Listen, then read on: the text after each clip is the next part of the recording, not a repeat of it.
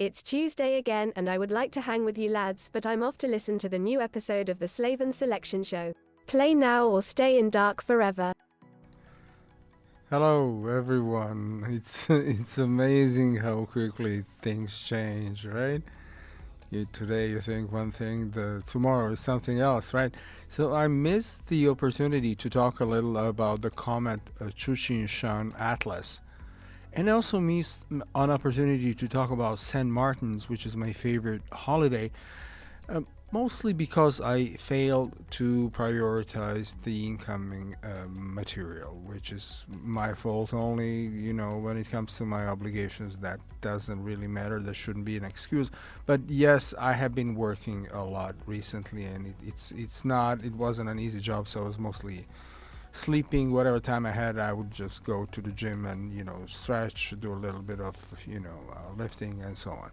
But I'm not going to pass this opportunity, even though I've already prepared half of the material for my quotation marks unusual conflict series. So I'll also skip World War II this week, and I will fly from Germany to Mexico. Yes, Mexico.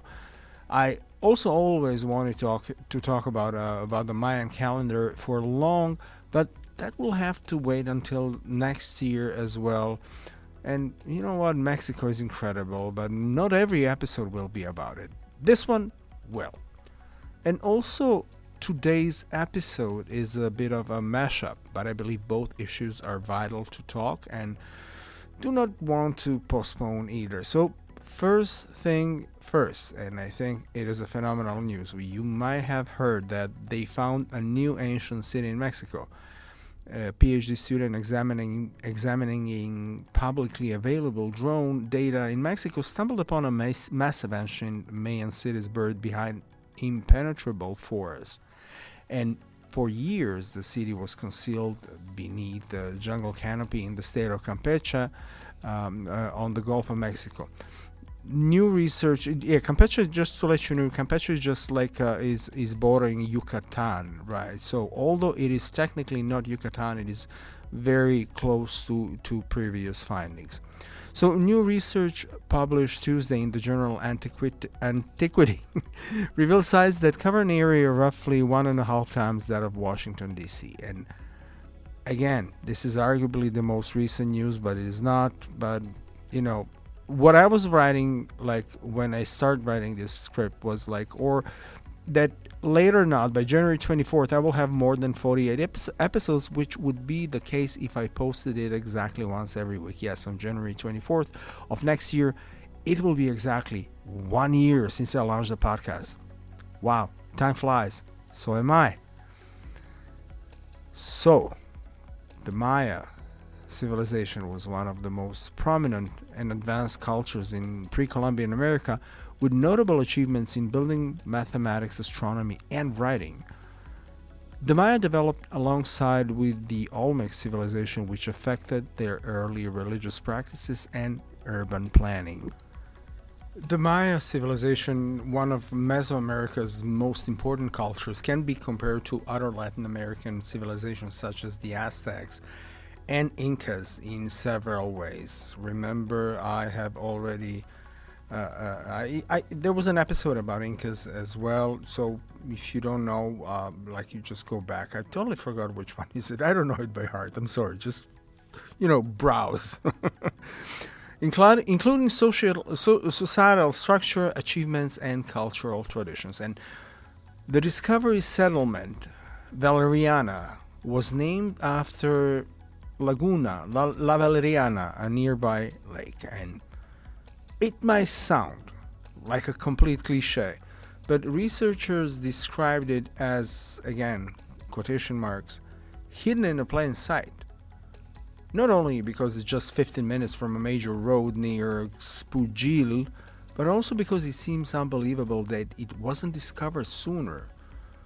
So where is it? Well, Valeriana is in the Mexican state of Campeche, as I have said, in southeast Mexico, primarily on the western part of the Yucatan Peninsula. It shares border with Yucatan to the north and east, Quintana Roo to the east, Tabasco to the southwest, and Guatemala to the south.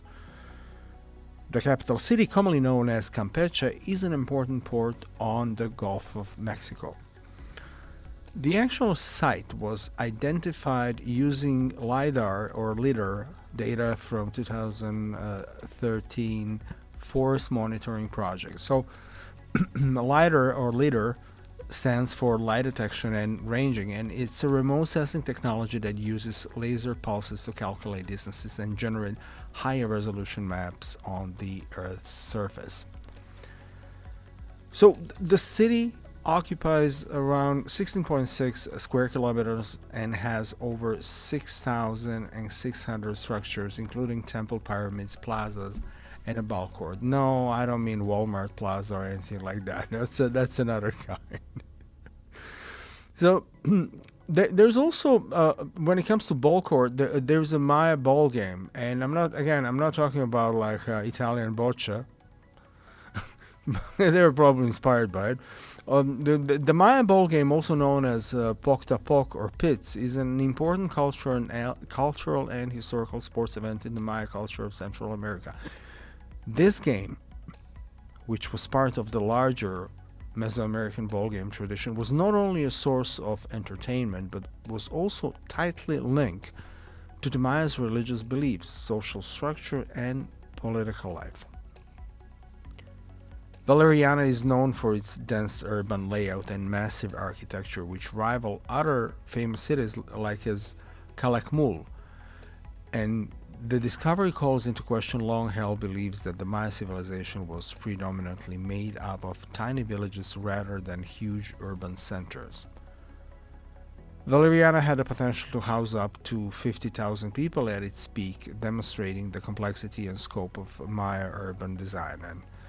And again, Valeriana is regarded as an archaeological blank spot within the Maya lowlands, served as a political and cultural hub, where when at the same time you have El Carasol that was concentrated on astronomical observations. And Valeriana has a variety of structures, including temple, pyramids, as I have said, plazas, ball courts, showing that it was a significant urban center during the Maya classic period, which is anything in between 750 and 850 AD. According to Reuters, Alianza dates show a range of ancient settlement densities comparable to those documented by site-focused archaeological surveys in the region, from nearly vacant rural landscapes to dense urban areas, said the researchers in the study published by Cambridge University Press. Also, the distance between Valeriana and El Carasol at Chichen Itza is only about 100 kilometers or 62 miles. Valeriana is, however, in the state of Campeche, when Chichen Itza lies in the next state of Yucatan. I already said that. Then the discoveries at Valeriana suggest that there were likely multiple interconnected urban centers throughout the Maya lowlands, similar to how Chichen Itza served as a hub for trade, culture, and religion. Both sites were active during overlapping periods of the Maya civilization's history, which helps us understand how these societies evolved over time. The vanished Maya city of Valeriana and El Carasol at Chichen Itza are important archaeological sites in the larger context of Maya culture, although they represent different parts of the civilization's urban and astronomical achievements. El Carasol, which means snail in Spanish, served primarily as an astronomical observatory. Built in 906 AD, it was intended to study the movements of celestial planets, particularly the planet Venus, which was extremely important to Mayas. And when it comes to LIDAR, I really don't know how to pronounce it. Like, Valeriana was discovered by coincidence using LIDAR, and the study's data set consisted of approximately 122 square kilometers or 47 square miles of high-quality airborne LiDAR data collected in 2013 as part of the Nature Conservancy's Alianza Forest Monitoring Project in Mexico, which aimed to reduce emissions from deforestation and degradation. LiDAR technology revealed a huge metropolis filled with architectural marvels and agricultural infrastructure. Well, who were Mayans? Like you might say, you might ask yourself. Well, some bizarre interpretations of Maya settlements come from one of history's greatest pseudoscientists. And I admit it, I was reading it like crazy when I was a kid. So, of course, I'm talking about Erich von Däniken, whose imagination was somewhat similar to his fellow compatriot Karl May. Oh no, Karl May was German. I'm sorry, Däniken is Swiss. Well, I read both a lot as a kid. So Däniken interprets certain Maya artifacts and architecture as evidence of extraterrestrial contact, which, in my humble opinion, is more of a belief shared by some equally controversial investigative explorers such as Zacharias Sitchin, Graham Hancock, and possibly even David Icke, that it is based on actual facts. And the Maya civilization flourished from roughly 2000 BC until the Spanish invasion in the 16th century, reaching its apex during the Classic period in between 250 and 900 AD. It covered a large area including southeastern Mexico, all of Guatemala and Belize, and parts of Honduras and El Salvador. Oh, I was just with one very nice guy today from El Salvador. Very funny dude. Anyways, so the Maya are well known for their sophisticated writing system, extensive mathematics, including the idea of zero, which is really important, right? Elaborate calendars and gigantic structures like pyramids and temples. The Maya civilization was hierarchical with several classes: upper class, which was nobility and priests, middle class, artisans and merchants, and lower class, farmers and laborers.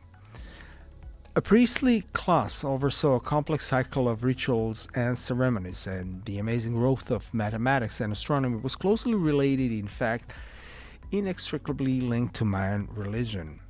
And in mathematics, positional notation and the use of the zero were the pinnacle of intellectual achievement. Mayan astronomy supported a complex calendar system that included an accurately determined solar year, 18 months of 20 days each, plus a 5-day period considered unlucky by the Mayans, and then a sacred calendar of 260 days, 13 cycles of 20 named days, and a variety of longer cycles culminating in the long count, a continuous marking of time based on a zero date in 3113 BCE. Mayan astronomers created detailed databases of the positions of the Moon and Venus and were able to accurately predict solar eclipses. According to Britannica, the Mesoamerican civilization, along with the comparable Andean civilization further south, is a New World counterpart to ancient Egypt, Mesopotamia, and China in terms of kingdom and empire organization, monument and city sophistication, and the scope and refinement of intellectual accomplishments. Mayas never cease to astonish us, and today I will discuss a little bit more in a stunning find in present-day Mexico. The discovery of Valeriana was phenomenal, and it was published recently in October of 2024. So Mayas, they had an advanced understanding of astronomy which was deeply intertwined with their religious beliefs and agricultural practices. They meticulously observed celestial bodies, including the sun, moon, and planets, to create a complex calendar system that reflected their cosmology. And the ancient Maya civilization created the Maya calendar system, a complicated and interesting technique of timekeeping. It is made up of multiple interconnected calendars that were utilized for various tasks. Well, key features of Mayan astronomy calendar systems. The Maya developed multiple interlocking calendars, including the Zoic, 260-day ritual calendar, and the Hab, a 365-day solar calendar. And this allowed them to track time with accuracy, even more so than some contemporary cultures at the time. The Maya constructed observatories aligned with significant astronomical events such as solstices and equinoxes. For instance, structures like the Carasol at Chichen Itza were specifically designed to monitor the path of Venus and other celestial phenomena. Astronomy was not merely a scientific pursuit for the Maya. It was deeply embedded in their rituals and daily life, and events in the sky were interpreted as omens or messages from the gods influencing agricultural cycles and societal decisions. And the Tzolk'in, also known as the sacred calendar or divine calendar, is again 260-day cycle which is composed of 20 name days and 13 numbers, and these two components combine to create 260 unique day combinations. So it means like 20 by 13 to 60. For example, the cycle would run as follows: 1 Imix, 2 Ik, 3 Akbal, 4 Kan, and so on. And this calendar was used for religious and ceremonial purposes, and each day has its own spiritual significance. Then there is the Hab, the solar of the civil calendar that approximates the solar year, which consists 18 months of 20 days each, and one additional and the final brief moment of the Maya Hab or solar calendar named Wayib or Wayab. And it was seen as a unique and potentially perilous moment, serving as a transition between the old and new years. Many Maya consider it an unlucky or deadly time, and special rites and rituals were frequently held at Wayab, especially in Guatemala's highlands, and it lasts 5 days, unlike the other 18 months, which each have 20 days. And this structure results in a 365-day year, right? So the Hab was used more for practical, everyday timekeeping. The Maya calendar, believe it or not, was remarkably accurate. Their estimate of the solar year length was like a 365, 200.2420036 days, which is slightly more precise than the Gregorian calendar, right?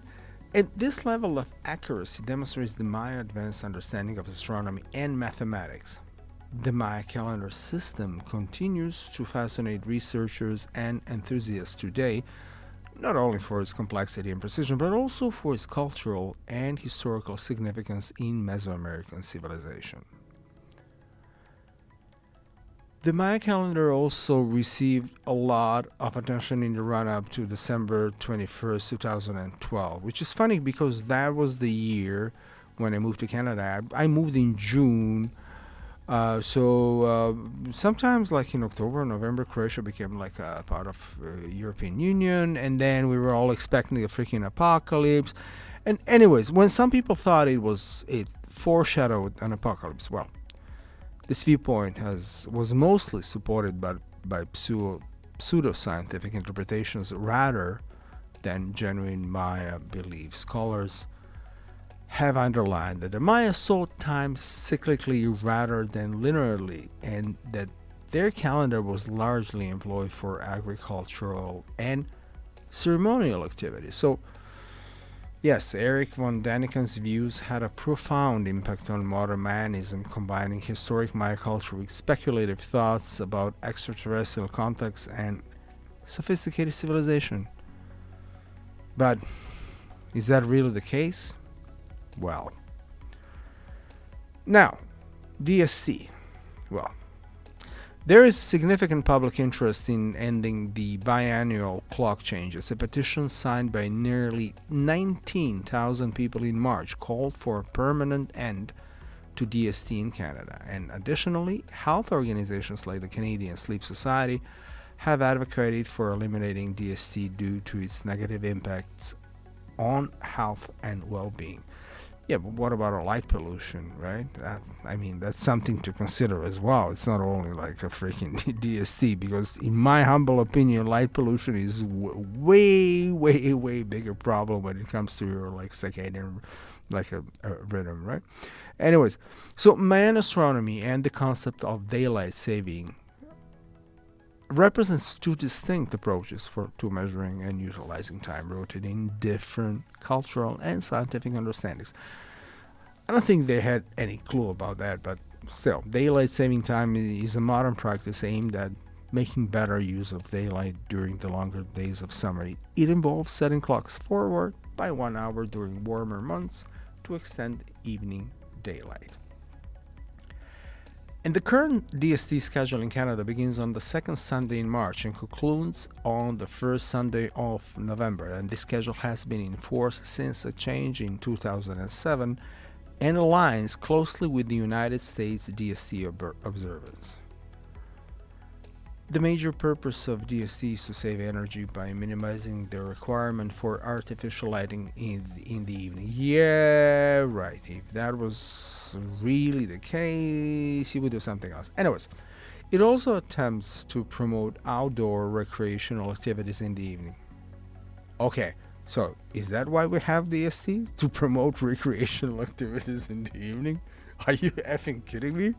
Well, while DST has its supporters, it also confronts criticism about its efficiency and energy savings and its impact on health due to interrupted sleep patterns when clock change. Okay, we've been there.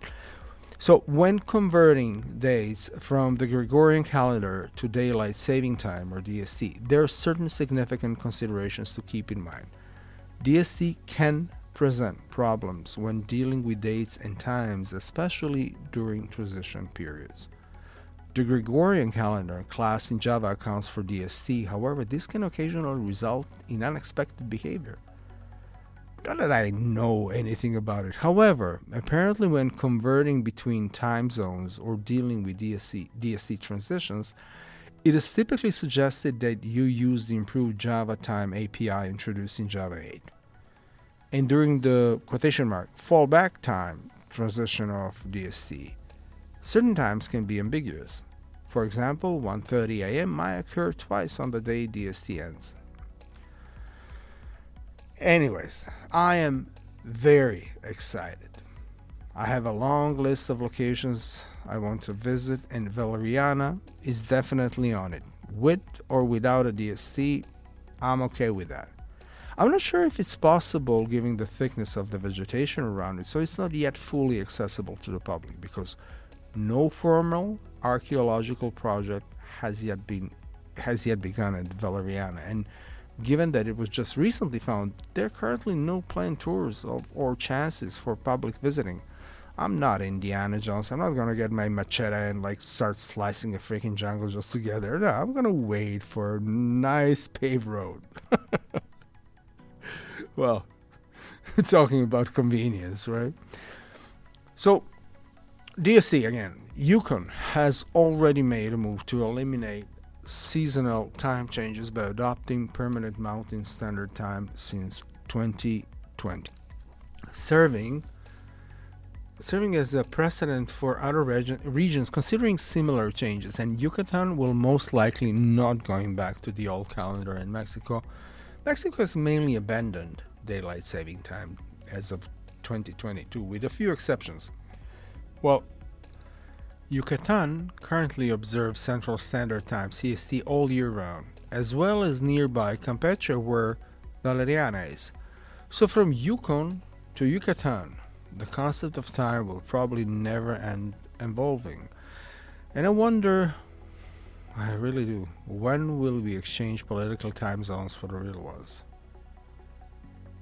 Time flies, and time will tell. Until then, you shouldn't be too worried. Time is a human construct, after all. Remember Schwarz's idea with the Internet of Beat Time? There are no time zones in Swatch Internet Time. It is globally based on the time zone of Biel, Switzerland, where Swatch headquarters is located. What is conventionally known as CET, or Central European Time. But you don't have to follow the crowd, so relax and select your own time zone, your personal temporal preference. And as always, stay selective. Bye-bye.